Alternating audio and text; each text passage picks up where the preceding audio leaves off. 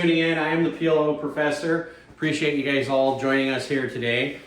Today we are on episode 19. So I'm going to cover a couple of housekeeping things. This video is going to be a little bit on the smaller side.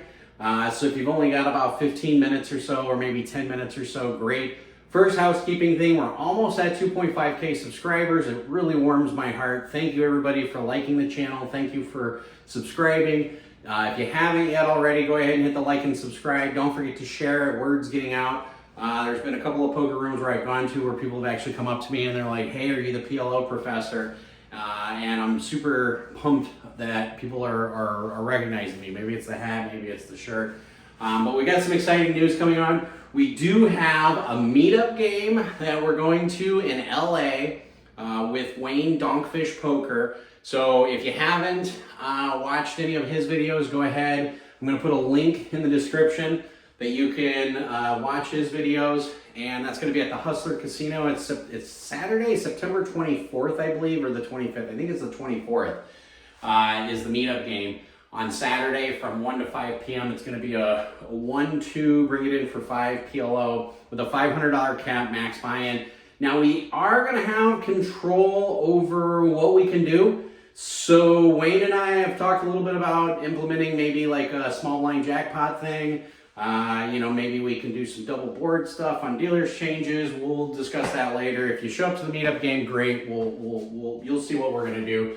Plus we're going to record it for the vlog. So that way if you can't join us in LA, you can see what we do on our meetup games, and hopefully we can start scheduling some more. We're thinking like either Ohio or Florida or somewhere on the East Coast starting in January. So hopefully we'll have a whole list of schedules where we can meet you guys, play with you guys, and hopefully you guys can win some of our chips. If you've watched some of my live videos, you'll see that in the great game of Pot Limit Omaha, you do have upswings and you do have downswings. Currently I'm in a downswing, but hopefully we can get rid of that, and that's just the way poker goes. If you get really emotional about poker and you're debating whether or not you should be doing this for a living, it's okay to be emotional about it for 6 to 12 months of your starting career. After that time, you should be pretty much immune or have stone skin to getting sucked out on, to having losses, things of that nature, because you do have upswings and you do have downswings, and even some of the greatest poker players has some of the largest downswings. The biggest downswing I've ever talked to somebody about is, this was like 5 years ago, maybe 6. I think it was about 5 years ago. I played at Stone's Gambling Hall where the whole Mike Apostle debacle happened, and I was playing with Daniel Negreanu, and I asked him what his biggest downswing was. And he said it was 3.5 months. But he's also primarily a tournament player, is my understanding. So tournament players I can see having a little bit longer of a downswing than cash game players. So that ties up all housekeeping. So here we are on episode 19. And by the way, if this is the first episode you've watched for the PLO Professor, go ahead and go all the way back to episode 1 and watch them all so you can see the great progress that we've made. But episode 19, we're going to call this Targeting Weak or Bad Players. Years ago, my brother read me a quote, and I'm not going to quote this because I don't remember it exactly, but he said the difference between one bad player being on the table and your hourly rate, and my brother doesn't play poker, but he was reading this from another poker pro, the difference between one bad player being on the table while you're there and when you're off can make the whole difference in your entire session. And that's absolutely true when it comes to Omaha and No Limit Hold'em. When it comes to any poker player, what you want to do when you're sitting there and you're playing is figure out who your weak players are, who your bad players are, people who are new to the game. Obviously with Pot Limit Omaha, there's a few tells you can pick up to find out if somebody's new to the game, which might imply that they're weak. Looking at 2 cards at a time is one great way where I'll see that and I'm like, this guy's new to the game, so I'm going to give him a monetary lesson that's going to help monetize my pocketbook. And that's okay, because that's your job as a poker player. But let's say you're playing on a 8 to 9 handed table. Keep in mind, all of these refer to as a 1-2-5 or like a 1-3-10 bring in. and your buy-ins are going to be right around $1,000. You could do these even with a buy-in of $500 is fine. This is still going to apply all the same principles that we've talked about. But when it comes to targeting or weak bad players, and here I forgot to put up here 8 to 9 handed. So if you're 8 or 9 handed, which is pretty standard now, chances are there's going to be a bad player at the table. I mean, if everybody plays perfectly, only the casino wins by rake. But if you're at an 8 or 9 handed table, you should have 1 to 3 bad players. And what do I mean by a bad player?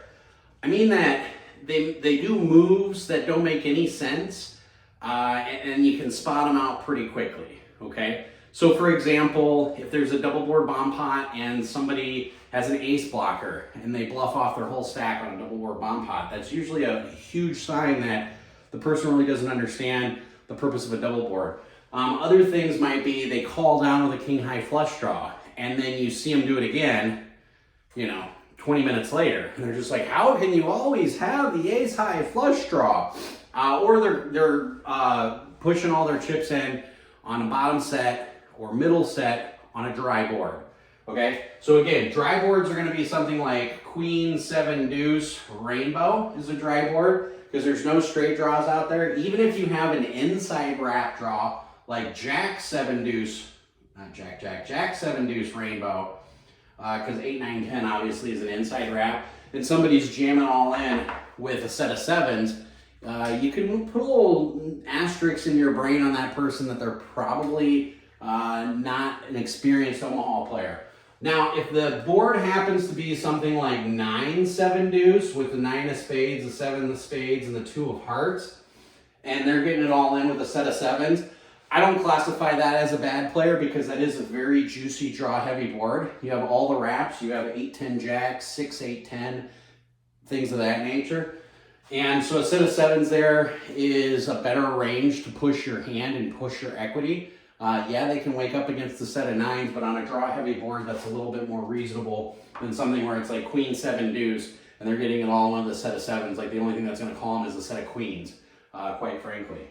So that's how you recognize bad players. The other way you recognize bad players is say the flop comes 7, 8, king. And let's just say this is a rainbow as well. And they're calling with they're calling all their chips off with 4, 5, 6.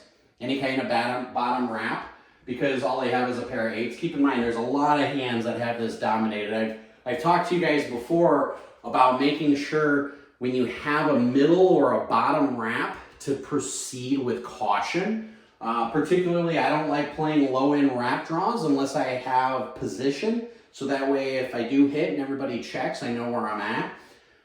But if you see somebody get it all in with this versus, obviously if you have something like 6, 8, 9, 10, this person is just absolutely crushed.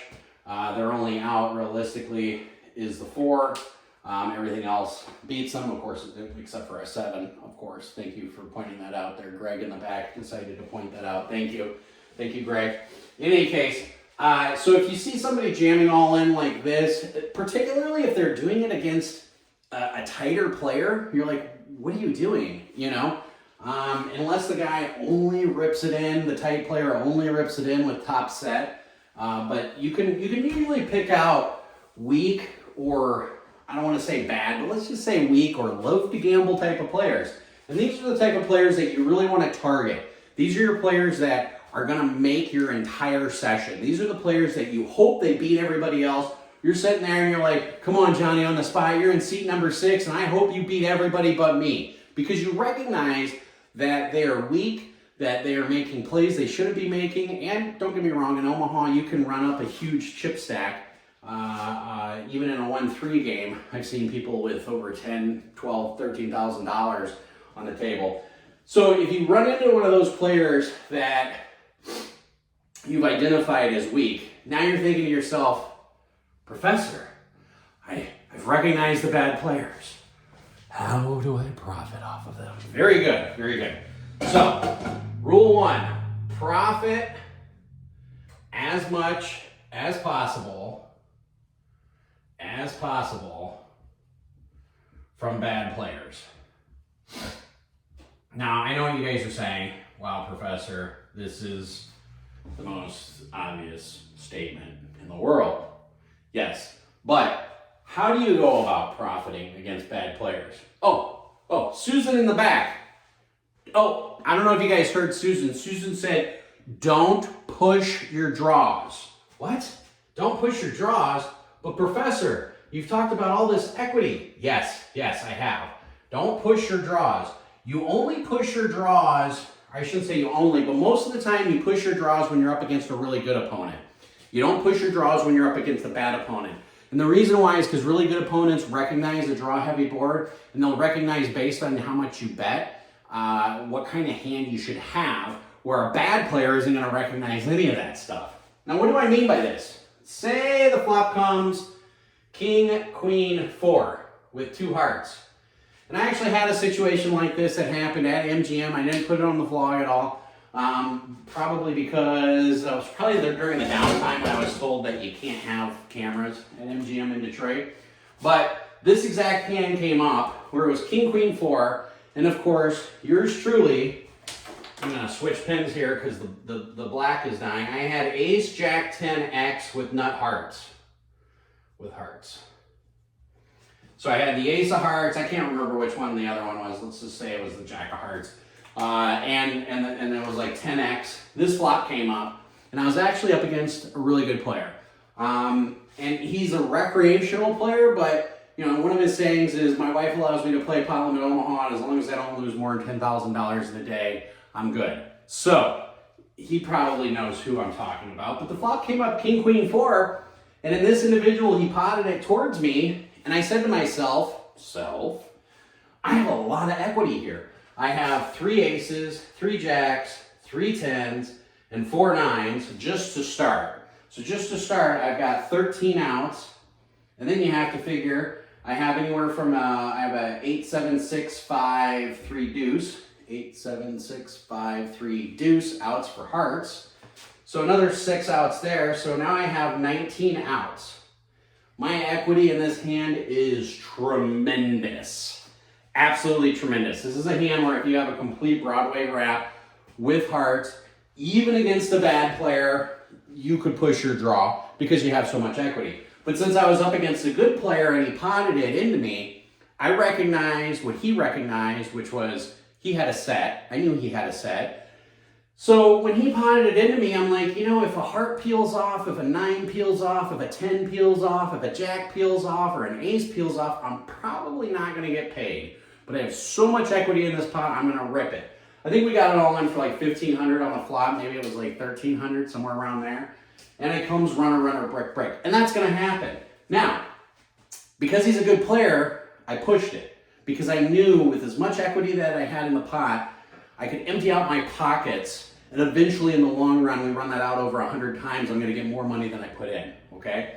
However, if I'm up against a bad player, somebody who just made the transition from Hold'em to PLO and they haven't watched my videos, or somebody who's looking at 2 cards at a time, or somebody that I've seen has paid off, even though they have a set, they'll pay off straights and flushes. In a situation like this, that bad player pots into me for $250, I'm calling, I'm just flatting. Okay, you can push it, but I'm legitimately, if I think you're a bad player and I have 15 or more outs, I'm just calling. And the reason why is because I don't have to push my equity against bad players. You don't have to push your equity against bad players. If you're up against a bad player and you make your hand, that bad player will pay you off every time. Every time. You know, say they bet $250 in the pot, so there's $250 in the pot, they bet pot, you call, okay? Now we've got $750 in the pot, all right? And say the turn is 9 of clubs. You know, they might slow down because they recognize, well, that did bring an obvious straight out there. But when you bet $750, they're not getting the right odds to call, only with 10 outs. They have 10 outs, which means they're only getting there 20% of the time. So when you bet $750, they're making a bad business decision to call.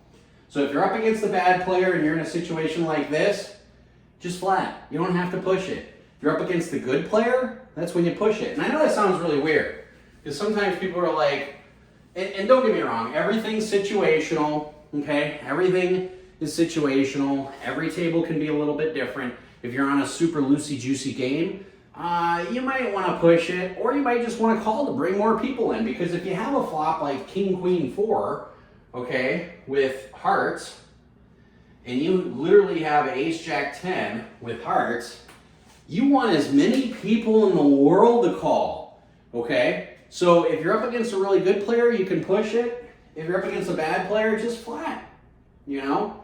And just wait for it to come in, because that heart will peel off and they're like, oh, I've got a set. I don't know how I lay this down. I don't ever lay this down and hold them. And then that's how they knock off all their money, okay? So, target bad and weak players. It's going to be your most profitable way in a cash game in Parliament, Omaha. I can't stress that enough. And you should recognize these players. Even if you're going to the same place time and time again, you should recognize the people who are bad, who are getting really lucky, who have a lot of chips, versus those who are good and have a lot of chips, or who are good and just running bad. So pick that out, profit as much as possible. Do not push your draws. That's easy. If you've got a calling station, just wait until you get there. Why would you ever push your draws? Again, if you have over 15 outs, you can make a reasonable argument to always push your draws. But in my opinion, especially when you're drawing heavy, like say the same flop comes up, let's just say you're playing against a medium player, okay? Somebody you're not sure is bad or weak yet, but somebody that's like just kind of hanging around. So, and you get something like, let's just take the same flop, King, Queen, 4 with 2 hearts and a club. And let's just say you have Ace, 6, 7, 8 with the suited heart, heart, and then spade, spade. So you're double suited. This might be a 3-bet pot, pre-flop, who knows? It might just be a single raise, depending on position, depending on the table and everything else. But if you have something like the nut heart draw, well, you know, hey, professor, that's 9 outs. 9 times 4 is 36. That means I have 36% equity. You told us if we have over 33%, we're always getting the right odds to call. That is absolutely correct. I'll get into more on that in the next video, I believe. But when you look at this, and you're playing against the bad player, or say you're playing up against a medium player, that's what we're talking about here right now, and they bet pot, and you've got 2 or 3 people behind you, just flat. You don't have to get aggressive. All you have is 9 outs. You can pot it, but 9 times out of 10 on a board like this, when I have nut hearts, if I don't have anything to go with it, okay, thank you. He pointed out in the back we have runner, runner, 5-3 combination. So we do have runner, runner, backdoor straights. Thank you there in the back for pointing that out. In any case, for the most part, you're not counting the runner, runner, perfect for a straight. But what I'm saying is when you only have 9 outs on the flop, first person to act decides to bet pot, you're next to act, you flat because you know there's 2 or 3 people behind you. Because the more people who call when you have greater than 33% chance of winning, the more money you're going to win in the long run. Okay? Even if you're in the midst of a downswing, like I am right now, you have the greater probability of making more money by calling. Because say there's $200 in the pot, we'll just use nice round numbers. First guy bets 200, you call 200. So right here, you already know you've got 33% equity. But if you get one more caller, oh man, you're in the profit money right there, whether you hit or lose. In the long run, you're in the profit right there. Okay? So that's essentially it. Don't push your draws when you're targeting weak or bad players. The other thing that weak and bad players, and this is the last topic I'll point out on here. Weak and bad players, one of the things they love, and I'm just going to type or write love in big letters. They love, what was that? Nancy over here. Oh, Nancy over here.